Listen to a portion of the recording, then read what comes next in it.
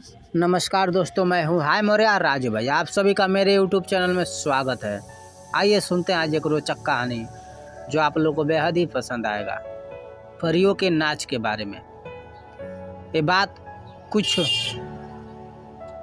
साल पहले की है, लगभग 60-70 साल के पहले की बात है। ये मेरे गांव के उत्तर साइड में 1.5 किलोमीटर पे एक स्थान है जो कोटवा का स्थान कहते हैं। कोटे का स्थान के नाम से वह स्थान प्रसिद्ध है। मेरे बुजुर्ग कहते हैं कि वहाँ पे परियों का नाच होता था। वहाँ एक बरगद का पेड़ है जो बहुत ही विशाल बरगद का पेड़ है। और वहाँ पे जब मेरे बाबा छोटे थे, 8-9 साल के होंगे, तब की बात है। 8-9 साल 10 साल, यहाँ तक कि मेरी दादी भी आई थी, वो भी बताती हैं। मेरे बाबा 8-9 साल के थे तब से लेकर, और मेरे बाबा की शादी हो गई थी। मेरी दादी भी इस कहानी को बताती हैं। तब तक वहाँ पे परियों का नाच होता रहा। लोग कहते हैं कि वहाँ पे जब रात का 12 बजता था, 12 बजे के बाद से ही लोगों को हारमोनियम, झाल और शहनाई की आवाज़ें सुनाई देती थी। तो लोग सोचते थे कि यह सब आवाज़ें कहाँ से आ रही हैं। अगल बगल के गांव में ना शादी था, ना ही कोई फंक्शन होता था, तो फिर यह शहनाई, हारमोनियम, ढोलक और झाल की आवाज़ें कहाँ से आ रही हैं। तो जो पास के नज़दीक वाले गांव वाले हैं, वो उनसे सुबह लोग पूछते थे कि तुमने भी आवाज़ सुनी थी क्या रात में? तो बोले हाँ, हम लोग को रोज़ सुनते हैं। तो लोग आपस में ये बात करने लगे कि ये आवाज़ कैसी है। तो कुछ बुजुर्ग लोग, उनके भी बुजुर्ग लोग बताए कि हम लोग जाते थे तो चुपके देखते थे, वहाँ परियों का नाच होता था बरगद के पेड़ के ऊपर। लेकिन जो वहाँ पकड़ा जाता था वो हमेशा के लिए गायब हो जाता था। फिर वो वापस घर नहीं आता था। परिया जिसे देख लेती थी कि आया है इंसान सुनने के लिए, तो उसको हमेशा के लिए उठा ले जाती थी अपने लोक में। तो दादी भी हमारी ये कहानी कहती थी कि रात में 4 बजे तक वहाँ नाच होता था परियों का। लोग सुनते थे, आनंद लेते थे, लेकिन जाते नहीं थे नज़दीक, दूर से ही देखते थे और सुन के चले आते थे।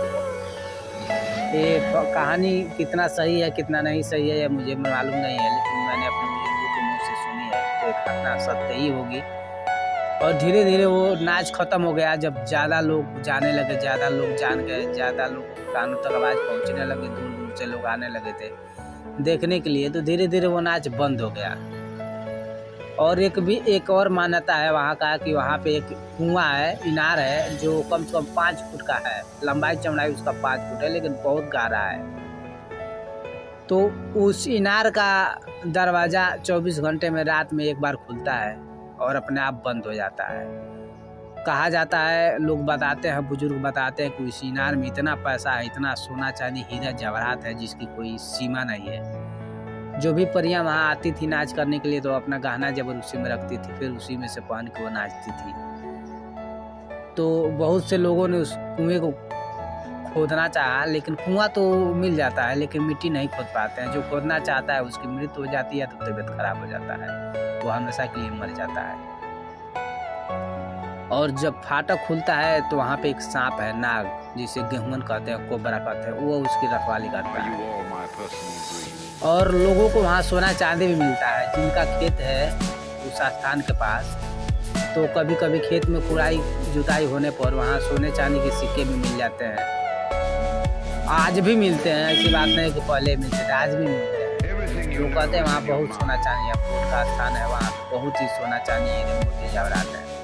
लेकिन किसी किसी को मिलते हैं वहाँ पे 1-2 चीज सिक्के मिल जाते हैं, एक घड़ा मिल जाता है, एक मटका में मिल जाता है। ऐसे ही लोगों को आज भी मिलते हैं। आज भी हमारे गांव में या अगल बगल गाँव में 2-4 लोगों को मिले हैं चांदी के और सोने के सिक्के, मोहरे भी मिलती हैं।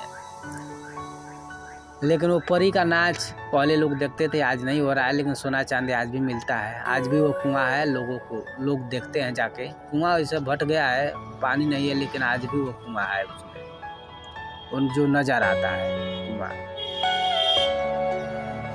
तो ये बुजुर्गों की बात थी, बुजुर्गों की कथाएं थी।